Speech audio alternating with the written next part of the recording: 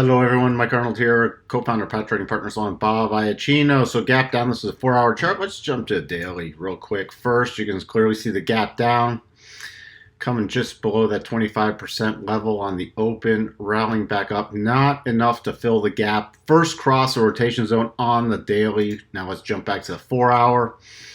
So if rally next week, we're going to be watching for the gap fill and 720-275 area. Continued rally. Now we have major resistance about 736.50 and then 745.75. So there's lots of overhead resistance and there's this whole congestion channel. If we drop below today's low, 684.27, then we're going to be watching. There's still a gap left behind here. You can see this gap, so that would be a fill towards 667.43, just below this GAN level. Really be focused on that 667.43, then 653.18. If you want, you can also do the GAN projections down. Then we're gonna switch to the daily.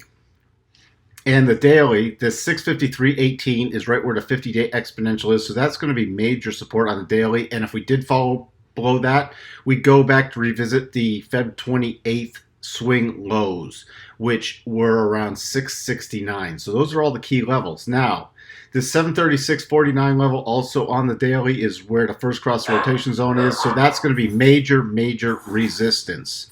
So that's what we have to focus on any rally. And so it's bearish mode on the daily, bearish mode on the 4-hour.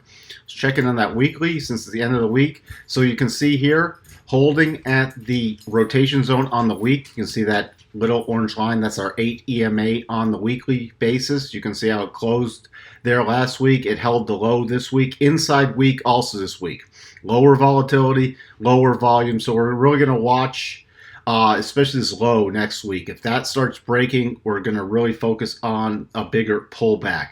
Now, if we drop below that 611, then we have a major cluster at about 567, which is still in front of the weekly rotation zone. If we were to go back all the way to the other side of the weekly rotation zone, right now it's about 535. So those are all the key levels to the downside. It's still bullish on the weekly, but it's bearish on the 4-hour and the daily, so would not be surprised to keep seeing a bigger pullback. But we'll wait till it breaks below Friday's low. That's what we have for you on Tesla, and we'll talk to everyone soon. Bye for now.